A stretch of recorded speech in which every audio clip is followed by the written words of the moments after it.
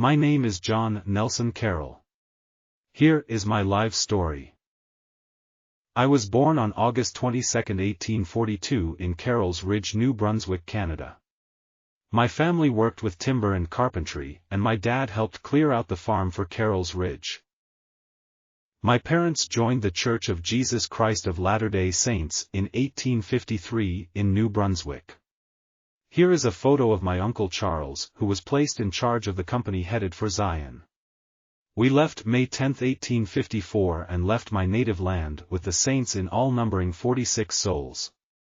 We boated from St. John's to Boston, and took trains and boats all the way to Fort Leavenworth, Kansas. In Fort Leavenworth, we experienced illness, sorrow and discouragement. My baby brother Enoch died as well as my sister Susan in June 1854. My uncle and the company kept going to Zion, while my family stayed back to recoup. While in Leavenworth, I had the misfortune of losing my left hand. I was sent to get a gun out of a box, and when I raised it up it was discharged. I was only 10 years of age at that time. We eventually headed west again. At the age of 13 my mother died at Horse Creek, Colorado. This was very hard on me. My grandpa Carroll tracked us all the way from New Brunswick to try to convince us to go back to Canada. Unfortunately, he passed away at Pikes Peak. My family trekked on to Utah, taking the southern route through Colorado. I stayed back by myself to mine in the mountains to earn some money. I mined in Boulder, Nebraska Territory at the age of 16. I heard of a gold rush in 1867 in South Pass City, Wyoming, and headed up there for a while. I headed to the Heber Valley in 1870 and knew it was time to settle down. I played a prominent part in the settlement and development of Wasatch County. This was my headquarters. On February 14, 1873 I married Elizabeth Carlyle. We had 10 children. Esther, Elizabeth, Susie, John Jr., Emily, George, Christy, Earl, Mary, and Theresa.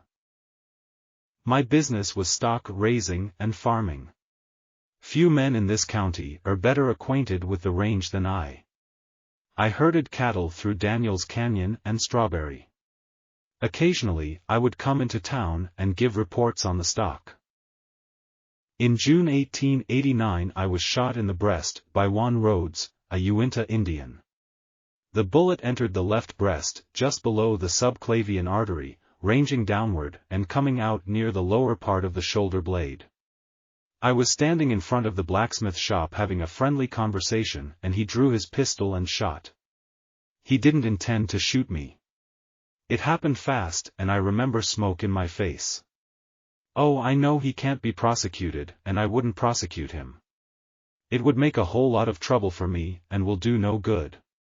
He gave me 10 horses, to make up for it. I had a peculiar temperament, bold and fearless, yet generous and kind. I was known for standing my ground in bar fights, and also could not stand to see a person in want and would share with a stranger in need. I remember donating to some traveling elders who needed financial help.